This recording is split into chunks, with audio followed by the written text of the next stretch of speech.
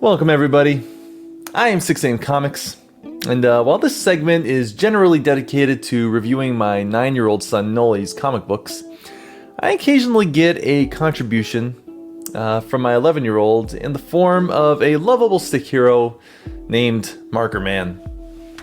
Now, while initially this was the creation of both Milo and my youngest son Levi's, in recent weeks Milo has seemingly gone solo as Levi's priorities have shifted into just I don't know, he just kind of draws poop on his Magna Doodle and reads Investigators all day now. Yeah. Anyway, point being, Milo took this opportunity to expand the Marker Man universe with a brand new comic named Marker Man 3A. The first in a two-part epic tale in which we find Marker Man teaming up with a new sidekick to take on all three of his former foes, Choo Choo, Goo Goo, and of course Spy Spy. So let's take a look. Let's begin with the overall presentation. The Marker Man series has always taken a more innovative approach to the binding of their books. Marker Man 1 and 2 both utilize the wildly underrated Scotch tape binding in opposition to the more traditional triple staple binding commonly found in worldwide comics books. Marker Man 3A pushes the boundary even more with an unusual purple glue stick binding that not only gives a cleaner presentation, but also adds a splash of color to an otherwise black and white comic thanks to the dust and dirt collected in the corners by the exposed glue. The cover art, like the interiors, is hand-drawn by Milo himself, and features our three classic Marker Man villains, Goo Goo, Spy Spy, and Choo Choo, front and center, standing underneath our main protagonist, who happens to be striking a pose with a signature heavy thing that is in no way a purse. Why would you even think that? It doesn't say purse, it says thing. Try to keep up, people. Faded in the background, we see a brand new character to the franchise, Sidekick Man. There's a quaint love for traditional comic cover art on display here, in Milo's presentation of foreground and background characters. And it's impressive to see the illusion of depth created with just a pencil through his application of pressure to the page. It's quite stunning, and may very well go down as classic cover art someday.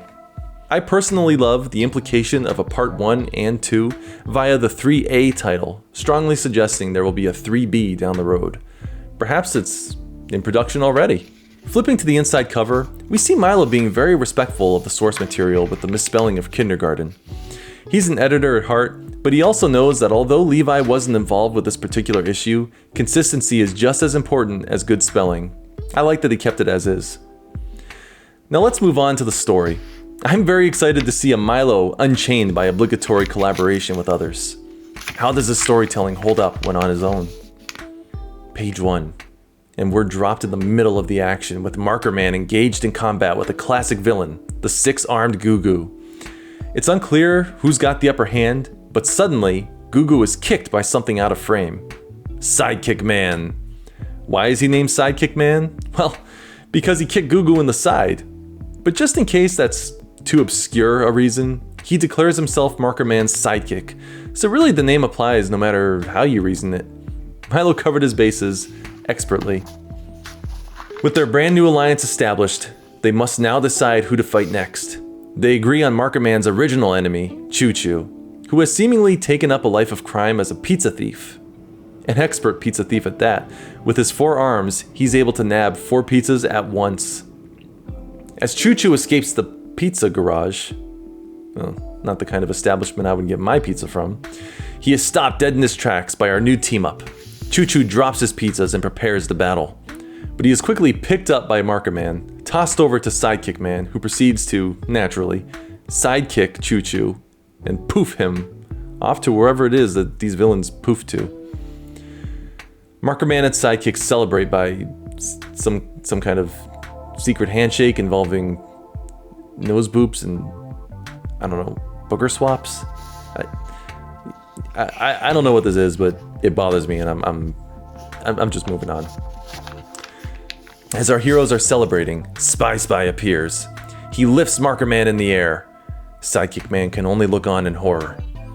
As Spy Spy throws Marker Man in a cage, Goo Goo and Choo Choo emerge, outnumbering Sidekick Man, and prepare to fight him. But what's this? Marker Man reemerges! Is Sidekick Man saved at last? Evil Marker Man. Evil Marker Man? What a twist! What a twist! Sidekick Man, brave as ever, boldly declares that he will defeat Evil Marker Man. Only wait, another twist! What a twist! I'm real Marker Man. It's the real one after all. They happily reunite. Wait, what? Not? Another twist! What a twist! Evil Marker Man throws Sidekick Man into, I guess they're bowling pins? Or soda cans? I don't know, some kind of cylindrical grouping, but he throws Sidekick Man into them, dazing our beloved hero as he mocks him with an evil grin. Sidekick Man recovers and is angered. How dare you! How dare you! He activates his battle rage mode and prepares to throw down with the diabolical villain. The villainous brothers Gugu and Choo Choo look on and cheer for their new comrade in crime. Sidekick Man versus Evil Marker Man. To be resumed. And now we are left in wait, wondering what will become of not only Sidekick Man, but the original Marker Man as well.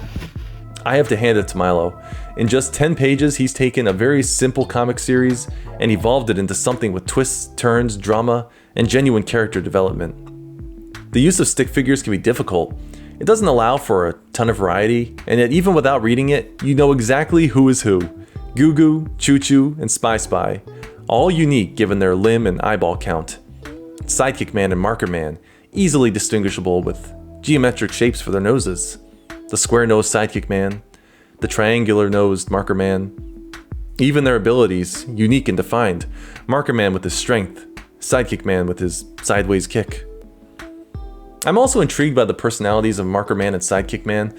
Milo, despite his adherence to proper grammar and punctuation, chose to abandon those established rules to portray an interesting representation of our two heroes. They speak like uneducated children, and even behave in a manner which insinuates a lack of intelligence. Dumb and powerful, contrasting the high intelligence of the multi-limbed villains they routinely lock horns with.